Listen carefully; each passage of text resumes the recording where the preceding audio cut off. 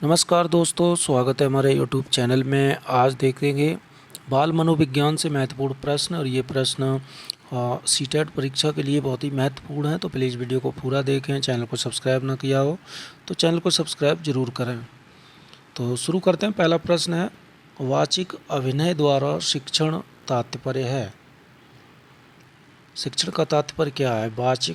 वाचिक अभिनय द्वारा शिक्षण का तात्पर्य है अध्यापक द्वारा नाटक का वाचन या फिर कई विद्यार्थियों द्वारा विभिन्न पात्रों के संवाद बोलना, या फिर ऑप्शन नंबर 3 एक छात्र द्वारा नाटक का वाचन करना, या फिर ऑप्शन नंबर 4 अध्यापक द्वारा नाटक का अभिनय करना। तो इसका जो सही उत्तर है वो है ऑप्शन नंबर 1 अध्यापक द्वारा नाटक का वाचन।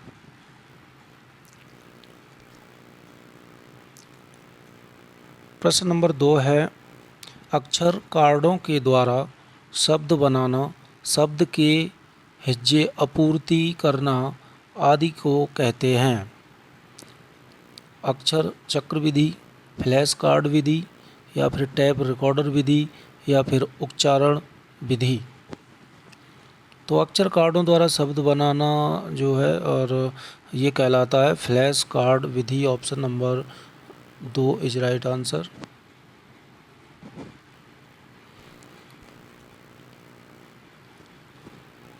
प्रश्न नंबर 3, निगमन प्रणाली का तात्पर्य है।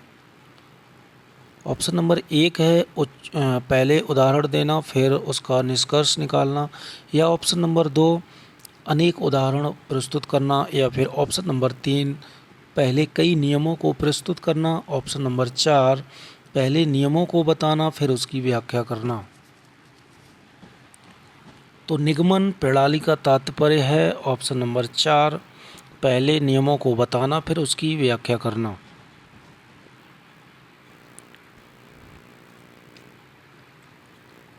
प्रश्न नंबर 4, बालक की प्रकृति के अनुकूल विचार विनिमय का श्रेष्ठतम साधन है। मातृभाषा, राजभाषा, विदेशी भाषा, या फिर संस्कृत। तो बालक की प्रकृति के अनुकूल विचार विनिमय का श्रेष्ठतम साधन है वो है मातृभाषा। ऑप्शन नंबर 1 मातृभाषा।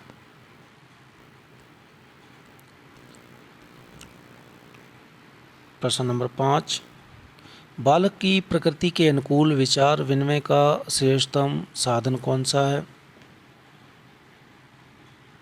इसका जो सही उत्तर है वो ये दोबारा हो गया प्रश्न, मातृभाषा।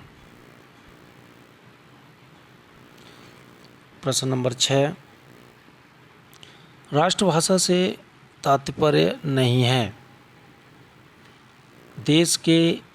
देश में अधिकतर लोगों की भाषा, या सरकारी कार्यों की भाषा, या जन सामान्य की बोलचाल भाषा, या इनमें से कोई नहीं। तो इसका सही उत्तर है ऑप्शन नंबर 2 सरकारी कार्यों की भाषा। जो राजभाषा से तात्पर्य नहीं है वो है सरकारी कार्यों की भाषा। देश भर में अधिकतर लोगों की भाषा का मतलब होता है राष्ट्रभाषा। जन सामान्य की बोलचाल भाषा भी होता है राष्ट्रभाषा, लेकिन सरकारी कार्यों की भाषा ये राष्ट्रभाषा नहीं है। प्रश्न नंबर 7, विद्यार्थीगण अक्षर विन्यास तथा वर्तनी की शुद्धियाँ न करें, इसके लिए आवश्यक है काव्य रसास्वादन, या फिर ऑप्शन नंबर 2 कहानी लिखना, या ऑप्शन नंबर 3 श्रुत लेखन का अभ्यास, या ऑप्शन नंबर 4 सामूहिक वाचन। तो विद्यार्थीगण अक्षर विन्यास तथा वर्तनी की शुद्धियाँ और अशुद्धियाँ ना करें, इसके लिए आवश्यक है ऑप्शन नंबर 3 श्रुतलेखन का अभ्यास। बच्चे को श्रुतलेख करवाएंगे, उसका बार बार अभ्यास कराएंगे तो बच्चा अशुद्धियाँ नहीं करेगा। प्रश्न नंबर 8,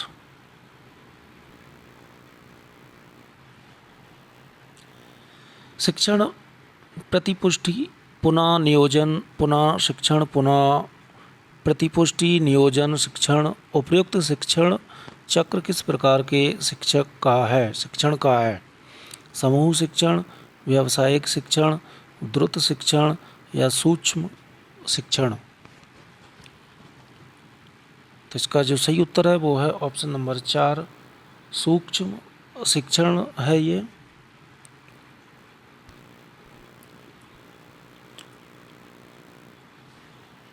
प्रश्न नंबर 9, कक्षा में उच्चारण कराते समय अध्यापक पहले बोलता है और बच्चे उसके बाद में बोलते हैं, तो उस विधि को कहते हैं अनुकरण विधि, ध्वन्यात्मक विधि, रसास्वादन विधि या फिर व्याख्यान विधि।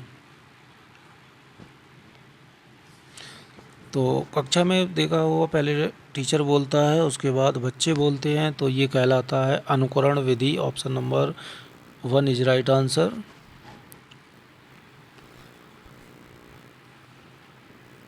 प्रश्न नंबर 10, साहचर्य विधि का आविष्कार किया था? हार्वर्ड ने, मॉन्टेसरी ने, रॉयबर्न ने या फिर हंटर ने? तो साहचर्य विधि का आविष्कार किया था ऑप्शन नंबर 2 मॉन्टेसरी ने। तो ये थे महत्वपूर्ण 10 प्रश्न अच्छे लगे हो तो प्लीज़ वीडियो को लाइक करें, शेयर करें और चैनल को सब्सक्राइब ज़रूर करें। धन्यवाद।